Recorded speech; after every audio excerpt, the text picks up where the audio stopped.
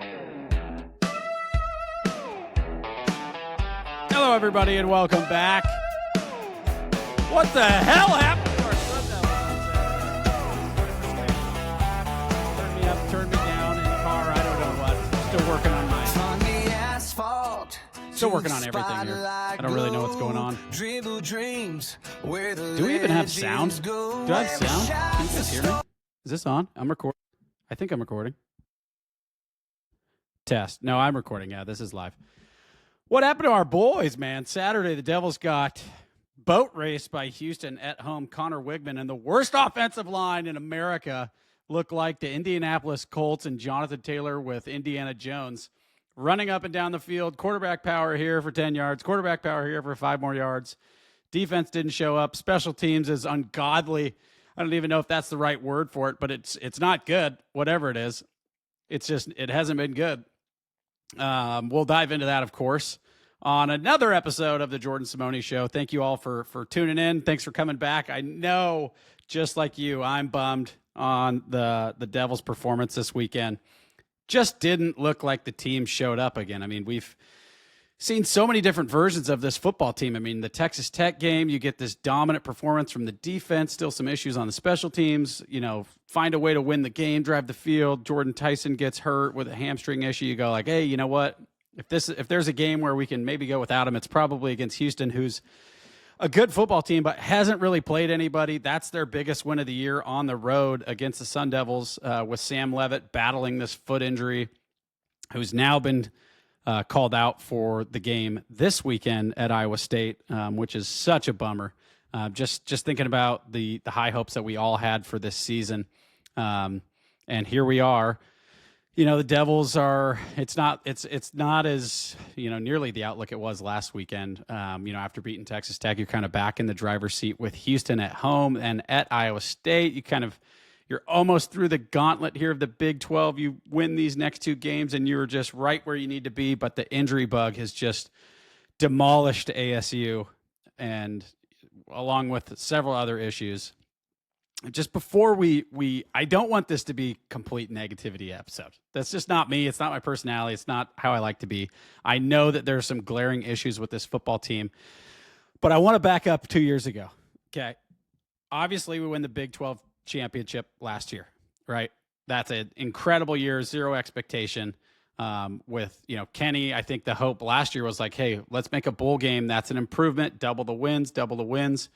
We win the Big 12 championship. Now all of a sudden we have these incredibly high standards. We have to win the Big 12 championship again or it's a failure. And I love that. I love the mentality of we have to win.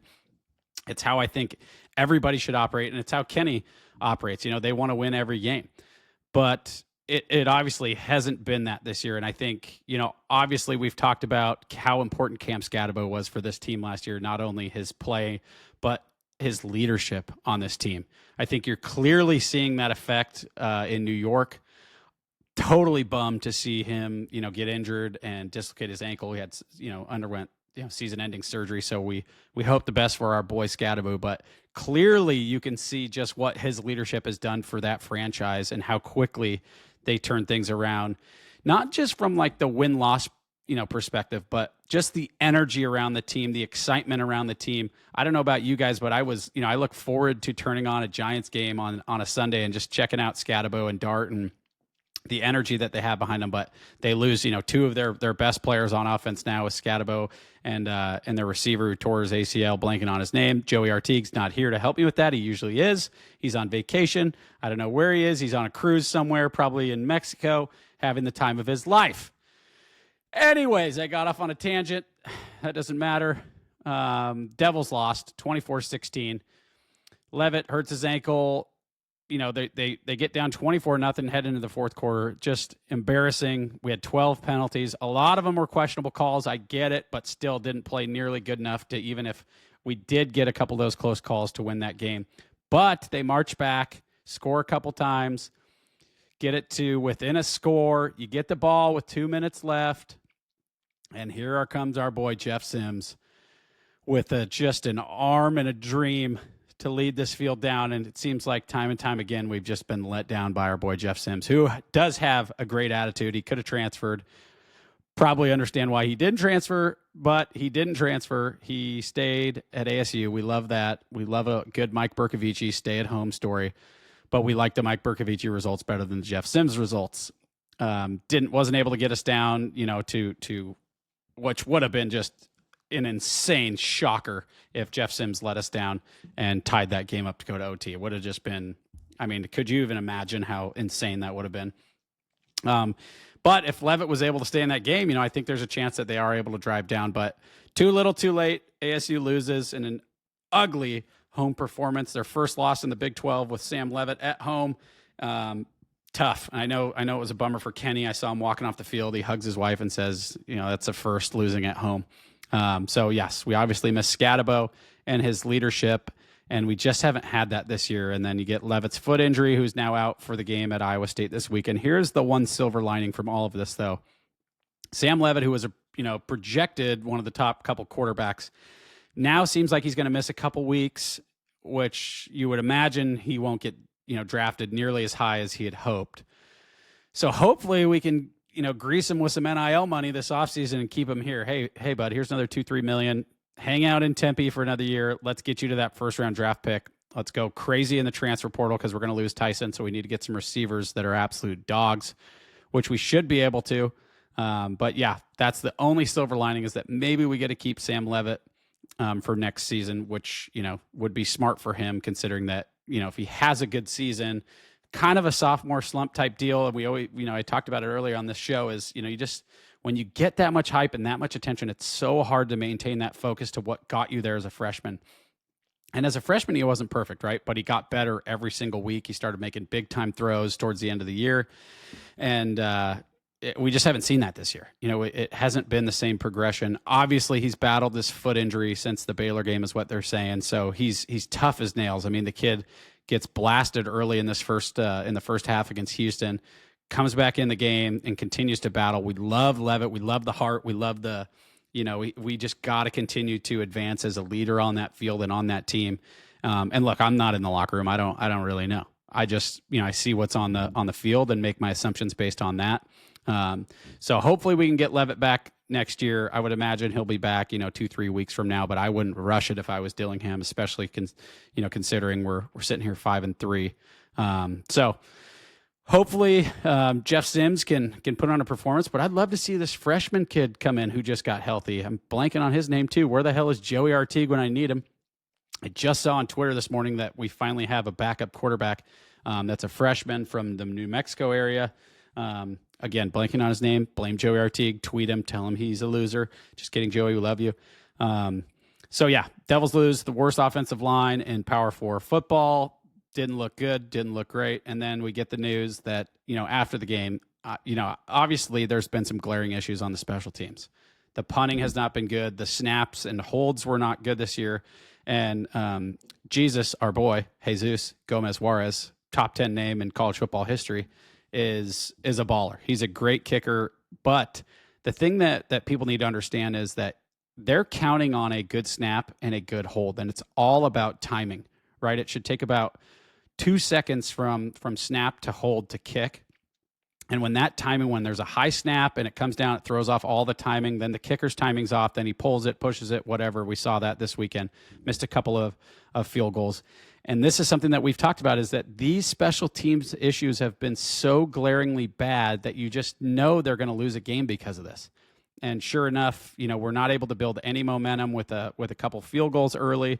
It's 24-0 Burger, and going into the fourth quarter, Leavitt gets hurt. It was bad, but they still hung in there. They still, got it within a score with a chance to go down and tie it up. The team didn't give up. So we got to have some respect there for the team. And then of course we get the news after the tough special teams outings for the last several weeks that Charlie Regal, the special teams coach, is removing himself from the team due to health issues. I know Charlie, he's a great guy. He really is. He's a nice guy, a local Arizona high school football legend, who, was a huge part in Kenny Dillingham's coaching start. Really cool just how he brought him over with the job at ASU. He brought him on to run special teams. and a few others that, they've known each other forever just throughout the high school coaching ranks and then into college. So we hope Regal's okay. We wish him the best. Just such a tough year for the special teams. And I'm sure the amount of stress that he's dealing with on that, just wanting to deliver so bad for Kenny, makes it tough. So we wish the best for Charlie Regal. But in steps Jack Nudo, local kid as well. I'm good friends with Nick Nudo, his brother, actually, who's a great guy, married to one of my wife's best friends.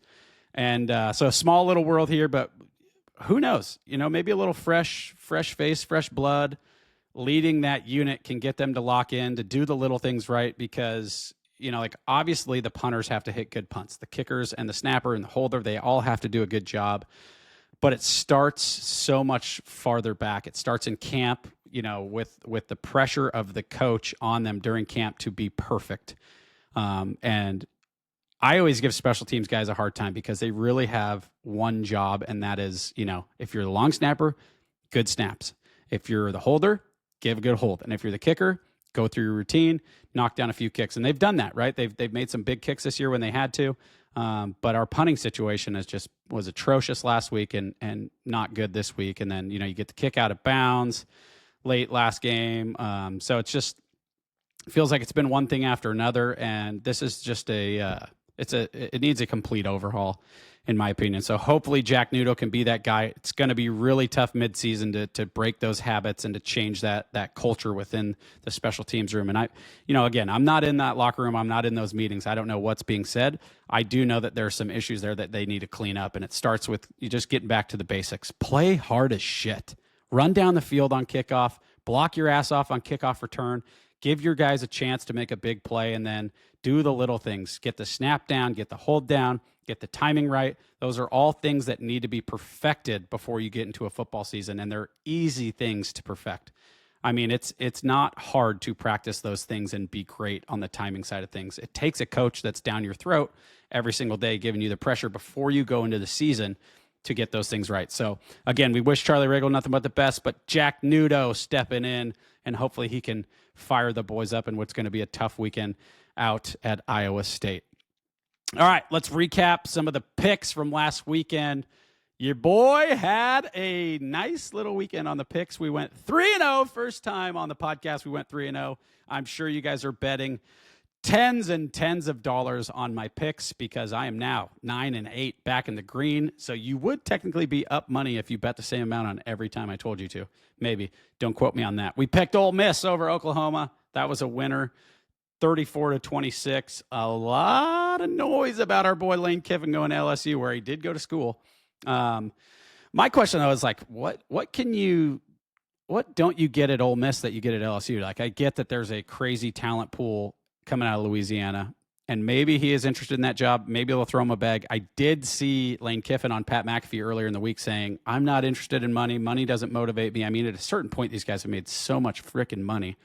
It doesn't even matter because they can't do anything anyway. I mean, when you're a head coach in football, it's all you can do. All you can do is coach, recruit, coach, recruit, coach, recruit, go on a sick vacation, coach, recruit, coach, recruit. I get it. You can set up your family, for generations with a huge payday. But Lane Kiffin's already made so much damn money.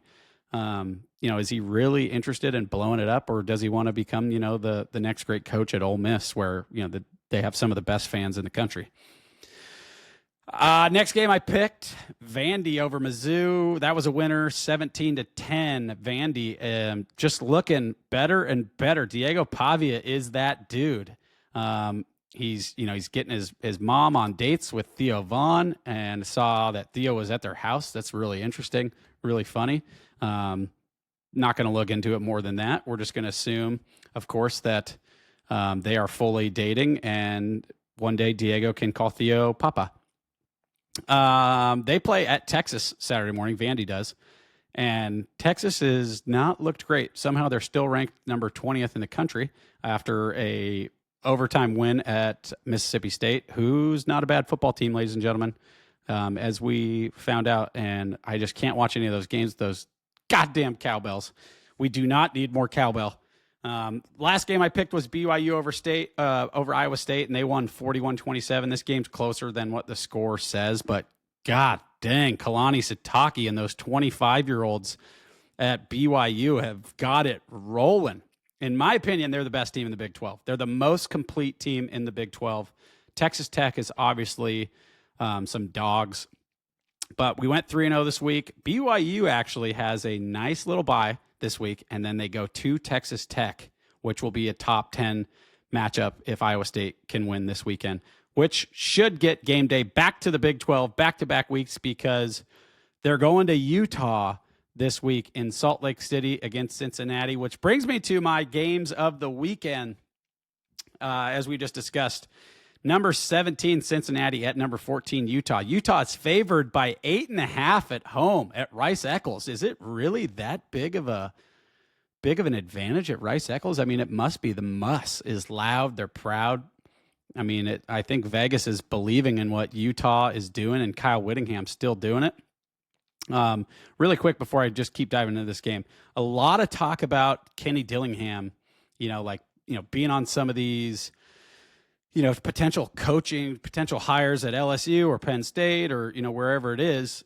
And there's a lot of debate back and forth about this. I know I've talked to a lot of my friends and they keep saying, if you're Kenny, you'd take $100 million, go to LSU, but why on earth would Kenny go to LSU? I mean, one, I just don't see it being a culture fit. But again, you make $4 or $5 million at ASU every year, and you in the place where you grew up, you're next door to your parents. You have a chance to leave your print on the university you grew up cheering for, to go to LSU to maybe hold a job for 2-3 years, and if you don't win 10 games every single year, you're going to get fired. It's such a, it doesn't make any sense in my mind that Kenny would do that. Now, there's obviously the money side of it, but I don't think Kenny is motivated by money. I think Kenny is motivated to bring ASU a championship, to be the Kyle Whittingham of Arizona State, to be somebody that can be here for the next 20 seasons, that changes the culture at this program. Everybody has always said ASU is a sleeping giant. And I think Kenny believes he can awaken that giant and make ASU a contender year after year in the college football playoff. So just thinking about what Kyle Whittingham has been to Utah, I mean, they've obviously gone through their ups and downs throughout the years, with Cam Rising last year getting hurt. Really similar year for ASU with Leavitt being in and out and hurt, and so much high expectation on this team. But here's Utah again, sitting at number 14 at home, hosting College Game Day against number 17 Cincinnati. It's a lot of points for a Cincinnati team that is not that bad, people. They can score points. It's going to come down to their defense, but I do think that they'll be able to hang in this game. I'm going to take Cincinnati and the points in Salt Lake City for College Game Day.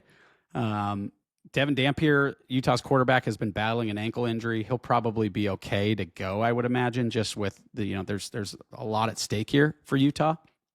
But give me Cincy and the points. Next game we're going to look at, of course, we're going number 9 Vandy at number 20 Texas. Texas is favored by 2.5 at home. No idea why.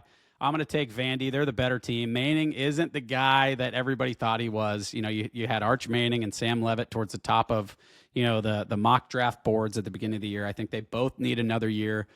Calm down, reset, get back to basics, a little bit less pressure. You've done it before. You've played a full season. Everybody calm down. Everybody relax. Get another full off season to really dial in on that offense. Give me Vandy. Last game, number 18 Oklahoma at number 14 Tennessee. Oklahoma coming off that loss to Ole Miss. Give me Tennessee, favored by 3.5 at home. I've liked Tennessee all year. I don't know why. I always do. They can just score. They can. They're explosive on offense. And I also like the over here, 56.5. I think Oklahoma and Mateer can score. I wouldn't be surprised if this was a 21, 17 at halftime type of game. So I like the over, but I also like Tennessee at home, given 3.5. All right, those are my picks for the big weekend ahead. Let's look at Arizona State at Iowa State. Leavitt out. Jeff Sims is in. Oh boy, this could be tough. I know the line opened at 3.5, and I would be lying to you people if I said ASU can win this game. It's such a bummer to say that out loud, but I mean, a 10 a.m. kick for ASU at Iowa State. It's just, I don't know. I don't see a way they win this game. It is a weird deal with ASU when they're picked with no chance, and Leavitt's at quarterback. If Leavitt was at quarterback and they were, plus 7.5 on the road, we have a chance, but you just don't know what team's going to show up. We've got injuries. We've got special teams issues. We've got our special teams coach stepping out. This is where Kenny needs to shine. When the deck is stacked against you, how do you react? Let's see what the leadership looks like. I know Iowa State's pissed off from last weekend losing to BYU at home, and they're pissed off about getting boat raced in the Big 12 championship last year. So ASU whooped that ass up and down the field last year. I was at that game. It was such a blast, and don't think for a second that Rocco and those boys at Iowa State, that's their quarterback's name, Rocco. Such a sick name. I'm going to get a dog, name him Rocco. That's a sick name. Probably not. But don't think for a second that they don't remember what that tasted like and looking for revenge here. Leavitt's out. Tyson's probably not going to play. I wouldn't imagine why he would play in this game. I mean, we've got injuries all over the field at linebacker, at safety, at corner, at running back, or maybe not running back, at offensive line, at our quarterbacks. Just, it's sad. I hate it. ASU at full strength. I wish they were. I wish that we'd figured out some of these issues earlier in the season in the red zone, but still haven't. What is this line at? Let's see what this line jumped to. Hold, please. Hold, please. We can't see it. Hold. Everyone hold. Check your phone. See if you have any text messages right now. Respond to those text messages. I can't find it. Okay, put your phone down. I can't find it. I believe it was, last time I saw it was 7.5. ASU versus Iowa State betting line. Okay, here we are. It's 4.5 now. It's 4.5, and I wouldn't be surprised if that went up. I mean, if you've watched ASU play with Jeff Sims, it's been tough. It's been tough to watch. Just struggles to complete the easy passes. Now he can run the football, yes. And they brought him in some goal line situations against Texas Tech. He of course fumbled one of those, which was tough. So I'm not super optimistic this weekend. That being said, anything can happen in college football. Get a couple turnovers. Rocco Becht, I think his name is. He'll throw you the ball. If you're a DB at ASU, he's going to throw you the ball. You just got to catch it. I promise you. The guy will turn the football over to you, as we learned last year. I think he threw 3 straight picks in the Big 12 championship coming out of the second half. So they're going to be fired up, ready to play ASU. ASU better get ready because it's going to be a tough one, plain and simple. I will be in Las Vegas for this game for my cousin's 40th. Happy 40th to my cousin Mark. I'll be there one day. I will go to the sports book, and I will do what I must to provide for my family, as you guys all should. I think that's all I got. I think that's it. I hope the best for Coach Regal. I hope the best for the Devils. I hope everyone gets healthy. We need to. At a minimum, we have to beat Colorado and U of A. I mean, we have to, and West Virginia, for that matter. So if we can rattle off 3 wins to end the year, you're talking about an 8-win, but team, I'll take it. Considering where we were a couple years ago, I will take it. This is a tough conference. A lot of teams in this conference have the opportunity to win it. Houston is now ranked. You got Texas Tech, who's legit. Utah's legit. BYU is really good. So this league is still wide open. It looks like BYU has a chance, if they're able to put away Texas Tech in a couple weeks, that they would be right into the Big 12 championship. But I'm excited to watch the rest of the year. I'm not totally out on the Devils. They have a chance. They've got to get healthy, and Jeff Sims has to play the game of his life. The game of his life on the road at Iowa State. It's probably going to be cold. If Joey was here, he could tell you the weather. Where is Iowa State? Ames, Iowa. Weather Saturday. 49 degrees, 20% chance for rain, a little bit of wind. So 50 degrees. I don't know what time it'll be at kickoff. Probably colder. It's at 10 a.m., so probably around 40 degrees. Hopefully the sun's out, though.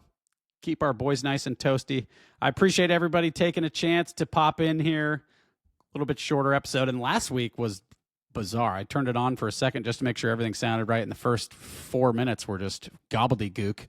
It was all back and forth, so apologies. As I've explained, I'm a one-man show right now. Artigue is vacationing in the Himalayas. I think he's backpacking. He may be on a cruise. No idea. Haven't heard from him. We love you, Joey. We hope you're okay. We love Coach Regal. Hope he's okay. And I love all of you. Thank you for tuning in. Really quick, before I did tweet out and ask if anyone had questions on Twitter. Let's see. I didn't give people much time. We do have some questions. Okay. All right, here we go. Go Devils 2.0 says, what would be a successful season for the trajectory of this program? If we can win 8 games, it's a very successful year. At a minimum, we got to beat U of A. We cannot have a 6-win season. That would just be an absolute bummer. But if Leavitt doesn't come back, there's a real chance that happens. Then Lobo Jangles. I always see this guy on Twitter. What a name. We've been down 0-17, 3-21, 0-24. Why, in your opinion? Gosh, this team just does not want to start out hot, do they? They do not want to come out firing.